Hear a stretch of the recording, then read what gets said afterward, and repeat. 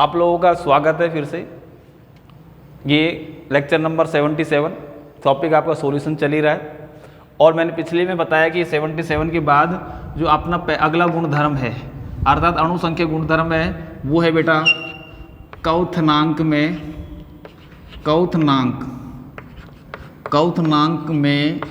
उन्नयन। ठीक है बेटा, क्वथनांक में उन्नयन। अब सबसे पहले या आप ये बात समझो, उन्नयन का मतलब होता है बढ़ना। ठीक है, अब बढ़ने की बात है कि भाई क्वथनांक में उन्नयन किस प्रकार से बढ़ेगा, तो मैं पहले एक चीज बताता हूं।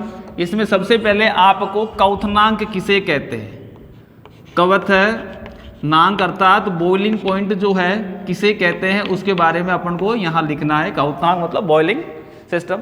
तो क्वथनांक मैंने आपको बताया, आप अच्छी तरह से जानते हो। सामान्य रूप से किसी भी द्रव का वाष्प में परिवर्तन, जिस ताप पर वाष्प में परिवर्तन होता है अर्थात उबलने का जो पॉइंट होता है उसी को क्वथनांक बोलते हैं। जैसे अपना जल का जो बॉइलिंग पॉइंट होता है वो 100 डिग्री सेल्सियस होता है। सही है, तो 100 डिग्री सेल्सियस अर्थात 373 केल्विन फिक्स है मामला, और 100 के बाद ये उबलना शुरू हो जाएगा। तो कहने का मतलब है कि किसी भी, सबसे पहली बात है, किसी भी द्रव का उबलने का जो पॉइंट है ना वो क्वथनांक है। लेकिन ये नॉर्मल परिभाषा है जो पहली, दूसरी, पांचवी, छठी का बालक बोले। अपन को क्या करना है कि क्वथनांक का मतलब होता है कि जब किसी द्रव का या द्रव पदार्थ का वाष्प दाब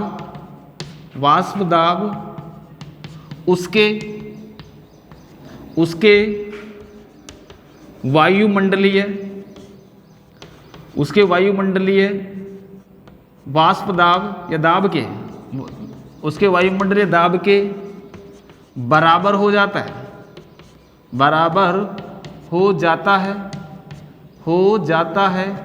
तो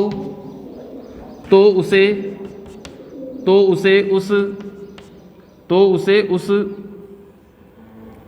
विलयन का, या हम कैसे विलयन बोले, विलयन का क्वथनांक कहते हैं। या द्रव का बोलेंगे, विलयन छोड़ो, यहाँ पे द्रव बोल रहे, पर यहाँ पर द्रव का क्या बोलोगे, द्रव का क्वथनांक कहते हैं।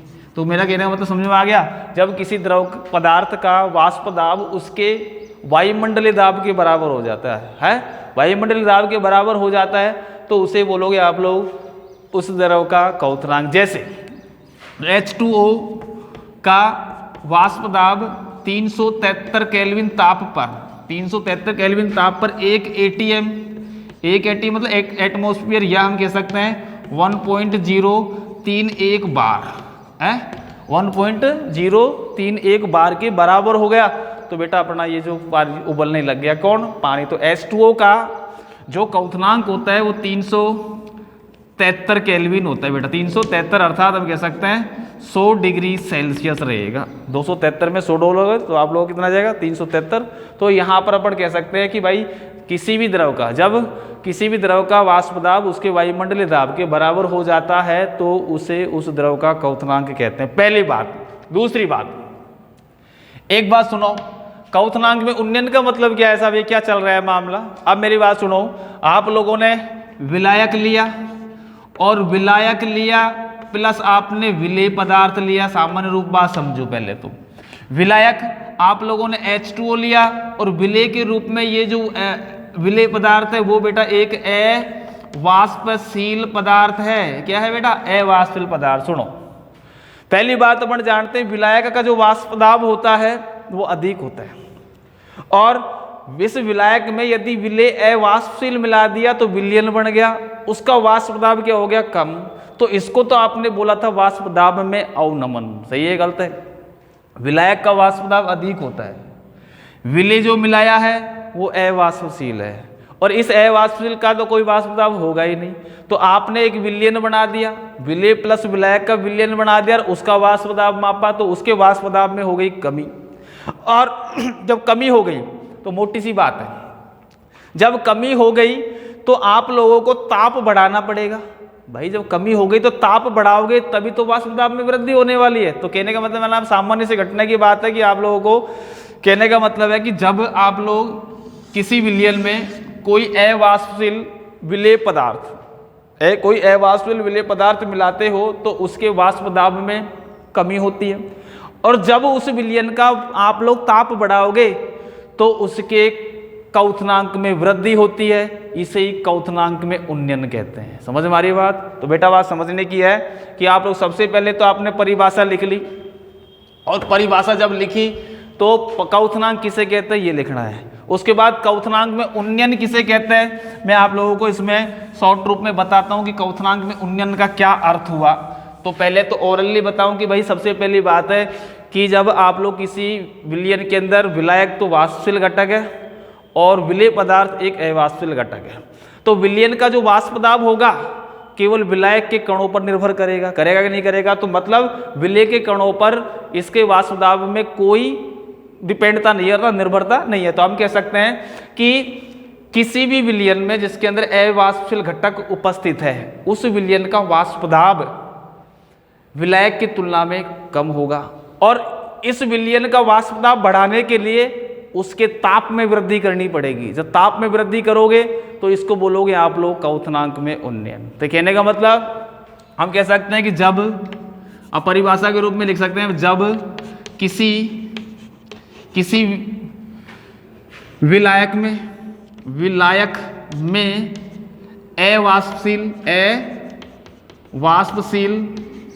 अवाष्पशील विलेय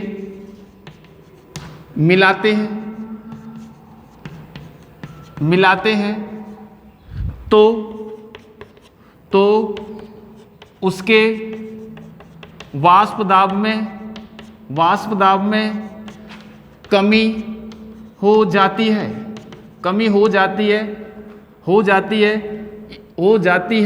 इस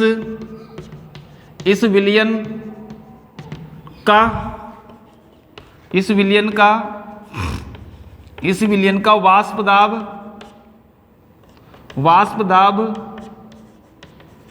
बढ़ाने के लिए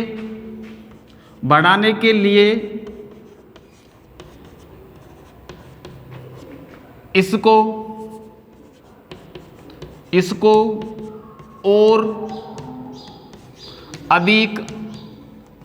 और अधिक ताप देना पड़ता है। इसे ही क्वथनांक में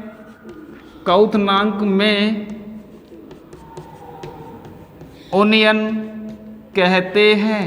ये ध्यान रख लेना, इसे ही वाष्प दाब में क्या बोलोगे? तो मतलब जब किसी विलायक में अवाष्पशील विलेय पदार्थ विलेय मिलाते हैं तो उसके वाष्प दाब में क्या आ गई? कमी हो जाती है। अब इस विलयन का वाष्प दाब बढ़ाने के लिए इसको और अधिक ताप देने को पड़ता है, जब पड़ेगा तो इसी को ही बोला जाता है क्वथनांक में उन्नयन। तो अब यहाँ कह सकते हैं बेटा माना, अब सामान्य रूप से अपन ने बोला कि यहाँ पर विलायक का जो वाष्प क्वथनांक है वो विलयन के क्वथनांक से कम होगा। अब यहाँ पर हम कह सकते हैं कि बेटा ये तो सामान्य सी बात हुई। सामान्य सी की बात है कि माना, अपन इस परिभाषा को हटा देते हैं, इस परिभाषा को आप लोग उतार लेना। जब किसी विलायक में अवाष्पशील विलेय मिलाते हैं तो उसके वाष्प दाब में कमी हो जाती है, और इस विलयन का वाष्प दाब बढ़ाने के लिए इसको और अधिक ताप देना पड़ता है। इसे ही क्वथनांक में उन्नयन कहते हैं, पहली बात। दूसरी बात माना, अब माना इसको आप लोग थोड़ा सा डेरिवेट करेंगे, मैं जो आपको बता रहा हूं। सबसे पहले कि आप लोग एक ग्राफ खींचोगे, और ग्राफ इस प्रकार से, और ग्राफ किस किस के मध्य होगा? ग्राफ होगा बेटा ताप केल्विन में, और यहां पर अपना होगा वाष्प दाब जिसको आप लोग P बोलोगे। ये ग्राफ खींच रहे हो आप लोगों, मैंने आपको स्पष्ट हो गया है अब तो कि विलयन का जो वाष्प दाब होगा वो क्या होगा? कम होगा, और विलायक का वाष्प दाब अधिक होगा, पहली बात। तो आप लोग यहां पर एक ग्राफ खींचोगे इस प्रकार से, ये आपको ग्राफ खींचना है। दो बिंदु है यहाँ पे, ये से यहां तक का जो पॉइंट है जिसको आप लोग वाष्प दाब में आपेक्षिक अनुमान डेल्टा P बोलोगा, ठीक है बेटा। यहां पर इसको आप लोग डेल्टा टीबी बोलोगा। डेल्टा टीबी का मतलब होता है बेटा क्वथनांक में उन्नयन। ये प्रारंभिक ताप है, कहने का मतलब ये प्रारंभिक वाला है और ये वाला कौन सा होगा आपका, अंतिम वाला हो गया। तो शुद्ध अवस्था में बोलोगे आप लोग इसको टीबी 0 और इसको बोलोगे आप लोग टीबी। बी का मतलब बॉइलिंग पॉइंट, टी का मतलब टेम्परेचर। अब ये अधिक था और ये कम है। अब ये कह सकते हैं कि बेटा सीधा का सीधा डेल्टा टीबी बराबर टीबी माइनस टीबी 0 और डेल्टा टीबी बराबर टीबी माइनस 0 को ही आप लोग क्या बोलोगे, क्वथनांक में उन्नयन। अर्थात यहां पर यदि देखा जाए तो इस ग्राफ को इस प्रकार से,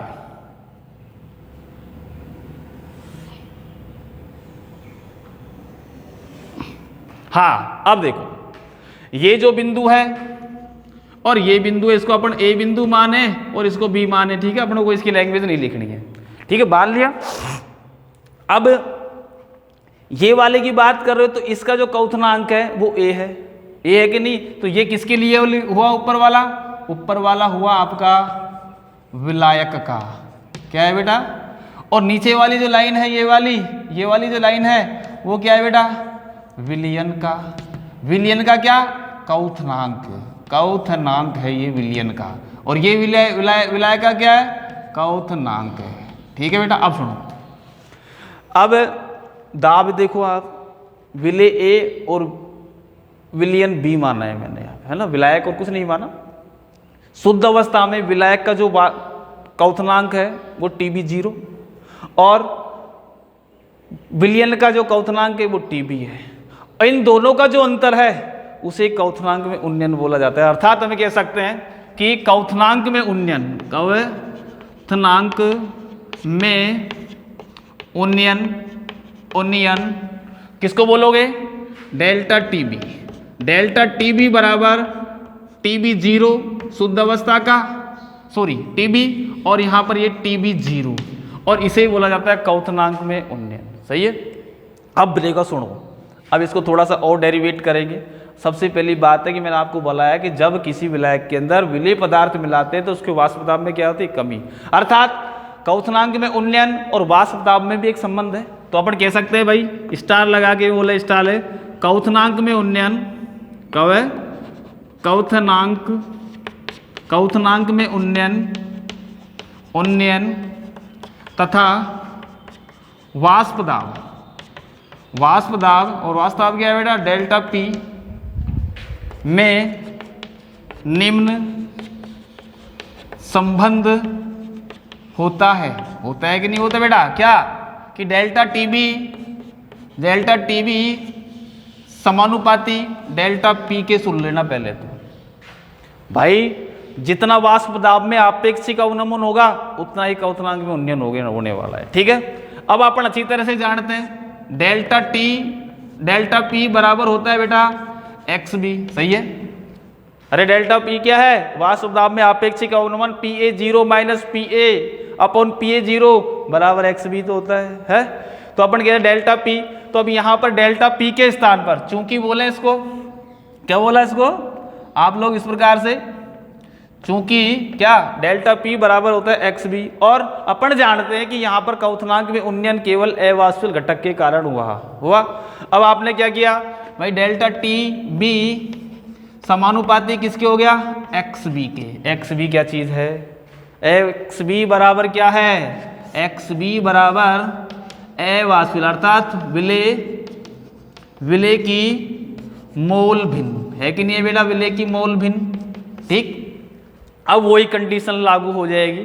तो पहली बात आपको ये चीज़ें समझ में आ गई। सबसे क्वथनांक में उन्नयन क्या हुआ भाई, शुद्ध अवस्था का जो क्वथनांक है और वो विलयन का जो क्वथनांक है, तो विलयन का क्वथनांक अधिक होगा और विलायक का क्वथनांक क्या होगा, कम होगा, और इन दोनों का जो अंतर होता है उसे ही क्वथनांक में उन्नयन बोला जाता है, ठीक। उसके बाद क्वथनांक में उन्नयन तथा वाष्प दाब डेल्टा पी में निम्न संबंध है, तो डेल्टा टीबी समानुपाती डेल्टा पी के, और डेल्टा टीबी समानुपाती एक्स बी, क्यों, क्योंकि डेल्टा पी बराबर होता है एक्स बी।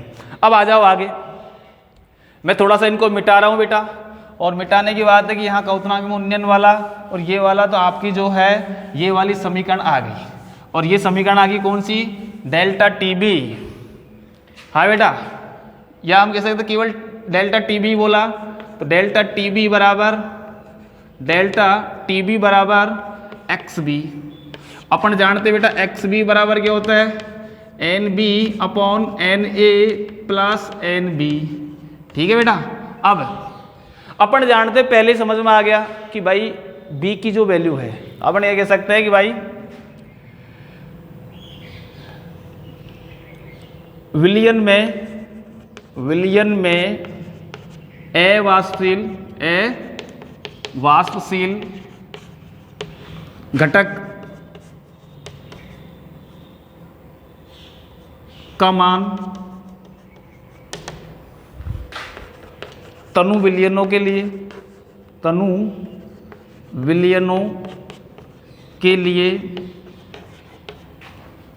एन बी बहुत कम है एन ए से। सही है बेटा, कंडीशन वही, अपन इसके मान बाद में रख देंगे। तो सबसे पहली बात यहाँ आ जाओ, पहले टाइम सिस्टम चेंज करते हैं, पहले इसको हल करें उसके बाद में मान रखेंगे। डेल्टा टी बी बराबर, सुनो समानुपाती का चिन्ह हटा रहे, समानुपाती का बेटा बराबर नहीं, मैंने यहाँ गलत लिख दिया। बराबर किया तो हमने एक चिन्ह लगाया जिसको के बोलोगे और के डॉट एक्स बी बोलोगे इसको। सही है। अब आपको क्या करना है, एक्स बी का मान रखोगे।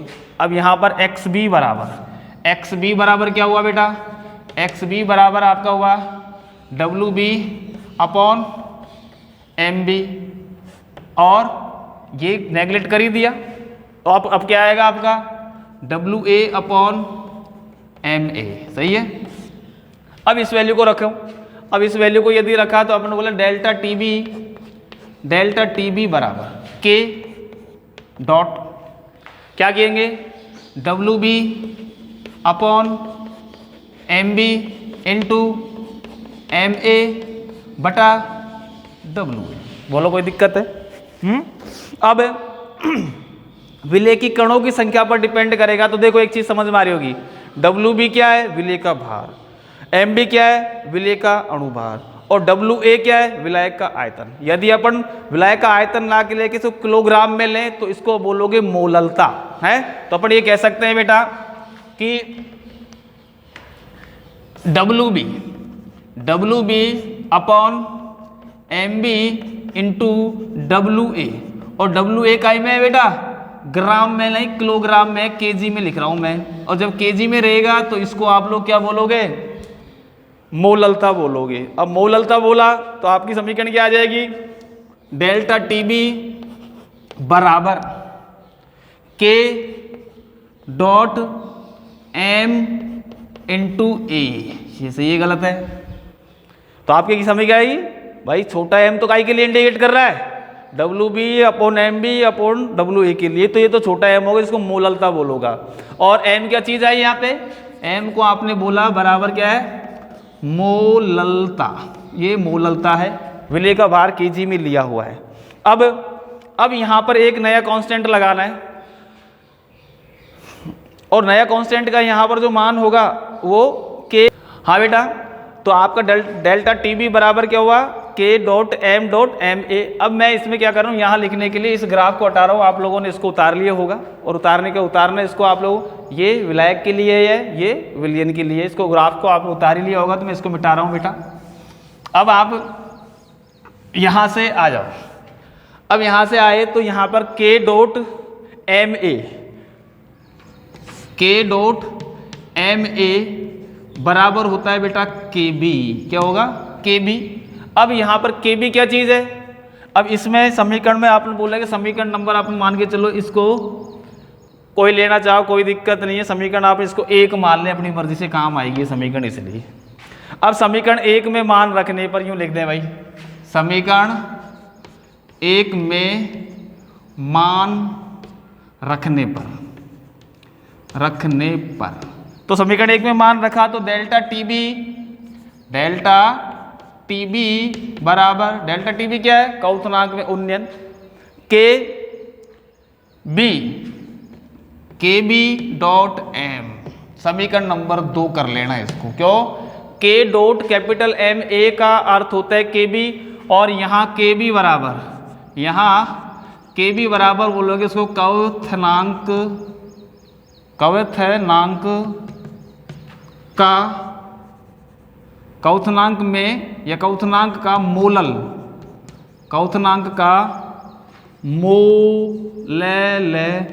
स्थिरांक, क्वथनांक का मोलल स्थिरांक जब m बराबर 1 हो, जब m बराबर क्या हो 1, अर्थात इसकी मोलरता क्या हो 1m हो, मोलरता हो 1, जब कंडीशन लगा देंगे जब m बराबर 1 हो तो डेल्टा टीबी बराबर होता है बेटा केबी। क्या होगा बेटा केबी। और डेल्टा टीबी बराबर केबी का मतलब होता है कि भाई जब विलयन की जो मोललता है 1m है, स्मॉल 1m है, तो उसका क्वथनांक में उन्नयन हमेशा उसके मोलल स्थिरांक के बराबर होगा, जिसको बोलोगे डेल्टा टीबी बराबर केबी। ठीक है, तो आपकी किताब में ये लिखा हुआ है, इसके नीचे आप लोग लिख ही दोगे। तो ये थी बेटा आप लोगों के क्वथनांक में उन्नयन की कहानी। अब अगला जो पॉइंट होगा क्वथनांक में उन्नयन तथा विलय के अणुभार में क्या संबंध है। ठीक है, तो हेडिंग में आप लोगों को बेटा मिटा रहा हूँ, समझ में आगे होगा आपके यहाँ से यहाँ तक का पूरा मामला। ये मान रख ही दिया, NB का मान बहुत कम तनु विलयन हो गए रहेगा। फिर आप लोग XB का मान रखोगे, फिर WB upon MB upon W का आप लोग मोललता बोलोगे, फिर आपने क्या रख दिया बेटा M, और ये कैपिटल MA बच ही गया। K और डॉट MA को एक नया स्थिरांक है जिसको KB बोला जाएगा, और इसको बोलोगे क्वथनांक का मोलल स्थिरांक। फिर यहाँ निकालोगे जब m बराबर 1 अर्थात उस विलयन की मोललता 1 है तो डेल्टा टीबी बराबर केबी होगा। ठीक है बेटा, तो ये चीज़ मैं समझता हूँ आपको अच्छी तरह समझ में आ गई होगी। अब अगला जो पॉइंट है, आपको ये जो समीकरण है ये दिखाई दे रही है, ये समीकरण नंबर 2 एक काम आने वाली चीज़ है, तो इस समीकरण को अपन यहाँ रखते हैं, समीकरण नंबर 2 को, और फिर आप लोग हेडिंग डालेंगे क्वथनांक में उन्नयन तथा क्वथनांक में अगला पॉइंट डालेंगे इसके अंदर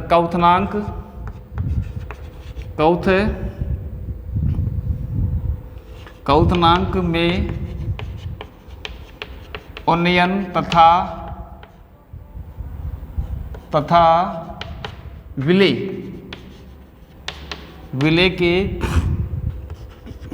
के अणुभार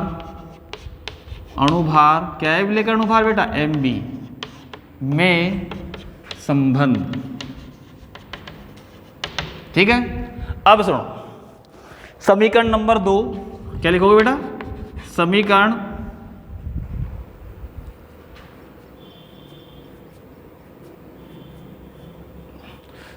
2 में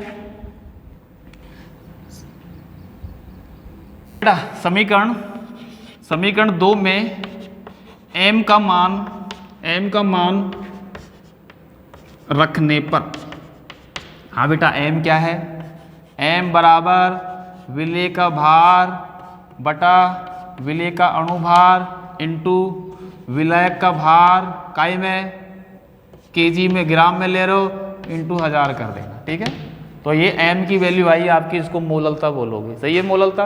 अब आ जाओ, समीकरण आपकी क्या है, डेल्टा टीबी बराबर क्या आ जाएगी केबी। ठीक है बेटा, डॉट या इंटू करो, क्या आएगा बेटा WB अपॉन ये 1000 इंटू करो बटा MB इंटू WA।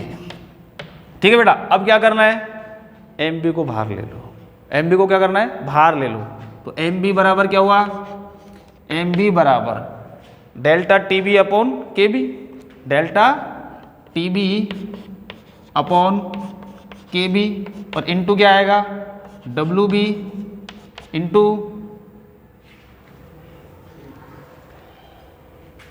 हाँ बेटा देखो, फिर इसलिए आप लोग जब MB को बाहर निकालोगे तो इस प्रकार से इसको आप लोग निकालोगे, तो MB बराबर क्या हुआ KB upon delta TB WB into 1000। अब यहाँ पर MB क्या है लिख लेना, फिर KB क्या है ये भी लिख लेना, डेल्टा TB क्या है ये भी लिख लेना, WB क्या है ये भी लिखना है बेटा। इन सब वैल्यू को आप लोग लिखोगे, इसको क्या बोलोगे, और WA क्या है ये भी लिख लोगे। ठीक है, अब इसके अंदर जो नेक्स्ट पॉइंट आता है, और नेक्स्ट पॉइंट की अपन बात करें तो क्वथनांक में उन्नयन और एक अणुभार में संबंध तो हो ही गया ये।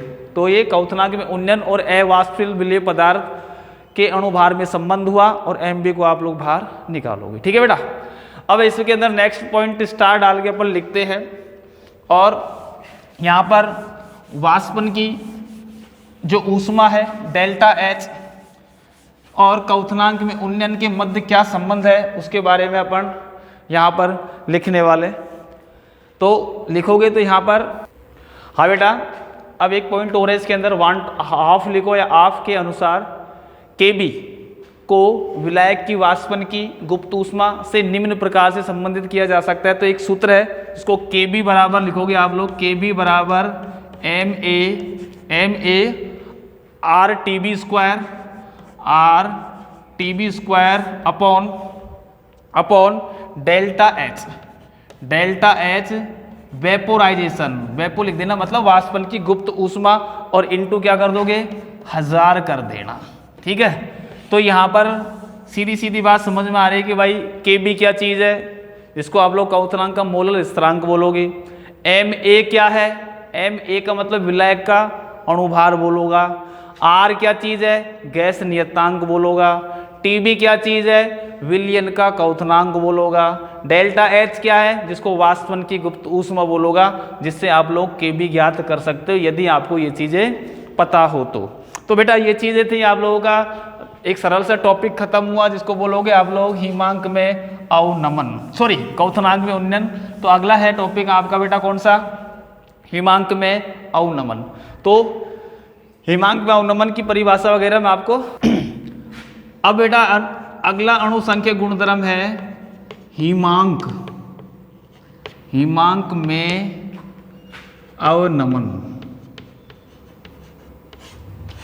सबसे पहली बात, हिमांक का मतलब क्या होता है ये चीज समझो। देखो हिमांक का मतलब होता है कि कोई भी द्रव जब ठोस अवस्था में परिवर्तित होता है तो उसको हिमांक बोलोगा। तो हम कह सकते हैं किसी भी द्रव की ठोस अवस्था का वाष्प दाब, किसी भी द्रव की ठोस अवस्था का वाष्प दाब जब वायुमंडलीय दाब के बराबर हो जाए तो उसको इसका हिमांक बोलोगे। तो हम कह सकते हैं सामान्य रूप से हिमांक किसे कहते हैं। तो हिमांक का मतलब ये समझो, हिमांक कहते हैं जैसे क्वथनांक की परिभाषा लिखी इसी प्रकार से अपन किसे लिखेंगे, हिमांक किसे कहते हैं। तो हिमांक बराबर जब किसी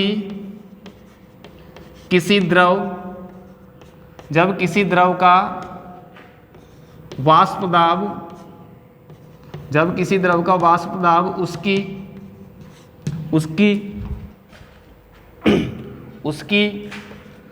ठोस अवस्था के वाष्प दाब के बराबर हो जाता है उसे उस द्रव का हिमांक कहते हैं। समझ में आ रही बात बेटा। कहने का मतलब चौक, ये चौक जो है ये एक वायुमंडलीय दाब पे ठोस है। ठीक है बेटा। अब बात है यदि द्रव में, तो कहने का मतलब है जब किसी भी द्रव का वाष्प दाब उसकी ठोस अवस्था के वाष्प, अब ये ठोस अवस्था का जो वाष्प दाब है उसके यदि बराबर हो जाता है तो उसे उस द्रव का हिमांक कहते हैं। पहली बात ये। अब दूसरी बात है कि भाई हिमांक में ये है अवनमन का मतलब क्या हुई बेटा, कमी। अब देखो मैंने एक एग्जांपल तुमको पहले ही बताया था कि जो मार्केट में कुल्फी वाले होते हैं तो कुल्फी वाले क्या लाते हैं, बर्फ लाते हैं और बर्फ के छोटे छोटे टुकड़े करके उसके अंदर अवाष्पशील घटक के रूप में नमक डालते हैं और नमक डालते ही उसके हिमांक में क्या हो गई, कमी। अब दूसरी बात अपन जानते हैं कि भाई जब किसी भी विलायक जो वाष्पशील विलायक है उसके अंदर यदि कोई अवाष्पशील विलेय पदार्थ मिलाओगे तो वाष्प दाब में कमी होगी। अब जो वाष्प दाब में कमी है तो बेटा हिमांक में भी कमी होगी, अर्थात हिमांक में अवनमन होने वाला है, जिसके कारण जो नमक वाली बर्फ है उसका हिमांक नीचे होगा, अर्थात माइनस में टेम्परेचर रहेगा अर्थात वो। और यदि अपन शुद्ध विलायक की बात करें तो उसका हिमांक क्या होगा बेटा, अधिक होगा। कहने का मतलब जल्दी बर्फ में परिवर्तित हो जाएगी वो, सॉरी नहीं होगी। तो अब बात समझने की है कि जो हिमांक है हिमांक में अवनमन है, अर्थात सबसे पहली बात है हिमांक में अवनमन को डेल्टा टी एफ बोला जाता है। डेल्टा का मतलब प्रारंभिक, अंतिम माइनस प्रारंभिक, और एफ का मतलब होता है फ्रीजिंग पॉइंट। तो डेल्टा टी एफ। अब अंतिम की बात करो तो यहाँ तो डेल्टा टी एफ है, T F 0 minus T F में जो अंतर होगा उसको बोलोगे आप लोग बेटा हिमांक में अवनमन। ठीक, तो यहाँ पर टी एफ क्या है, टी एफ 0 विलायक का हिमांक, और टी एफ क्या चीज है, विलयन का हिमांक। और विलयन का हिमांक टी एफ का तो क्या होगा बेटा अधिक, और इसका क्या होगा कम होगा, अर्थात नीचे की तरफ जाएगा माइनस में। तो डेल्टा टी एफ बराबर होगा आप लोगों का T F 0 minus T F. अब सुनो, अगर तुम लोग खुद करना चाहो तो परिभाषा हो गई। ठीक, परिभाषा के निकलने मतलब इसको हिमांक। अब डेल्टा टी एफ समानुपाती किसके होगा, डेल्टा पी के, पल्ले बड़ी बात। अब डेल्टा पी समानुपाती किसके होता है, एक्स बी के, अर्थात विलय की मोल की भिन्न के। सही है। अब आप लोग डेल्टा टी एफ समानुपाती एक्स बी, अब आप क्या करोगे, समानुपाती का चिन्ह हटाओगे, के लगा दोगे, वही कंडीशन सेम ही सेम। तो डेल्टा टी एफ बराबर के एक्स बी आ गया। अब एक्स बी में नीचे हर के अंदर एन बी का मान बहुत बहुत कम होगा, तनु विलयनों के लिए एन ए की तुलना में नेगलेक्ट कर देना मामला। फिर वही सिस्टम आ जाएगा सेम टू सेम, यहाँ पर के एफ आएगा नया, जिसको आप लोगों हिमांक का मोलल स्थिरांक बोलोगा। ठीक है, वही कंडीशन आएगी, विलय का अणुभार आएगा और इसमें संबंध आएगा। तो सीधी बात है, यदि तुमको कौथनांक में उन्नयन समझ में आया तो हिमांक में अवनमन में कोई दिक्कत नहीं है। ग्राफ को अलॉट करना, ग्राफ को अलॉट करोगे, इसके अंदर ये मान रखोगे, तो अब सीधी सीधी बात है, शॉर्ट रूप में यदि तुमसे कहूं तो डेल्टा टी एफ समानुपाती एक्स बी के। सही है। अब डेल्टा टी एफ बराबर के एक्स बी, एक्स बी के अंदर हम मतलब डेल्टा टी एफ बराबर के और डॉट एम और डॉट ए और डॉट एम। समझ में आगे बात होगी तुम्हारे, आगे सब कुछ मान वान रख दिया, नेगलेक्ट कर दिया। अब यहाँ पर के डॉट एम ए का एक नया स्थिरांक जिसको के एफ के नाम से बोला जाएगा। तो डेल्टा टी एफ बराबर के एफ एम है। अब यहाँ पर मोलरता का मान रखोगे और विलय की अणुभार में संबंध बता दोगा, आ जाएगा वो।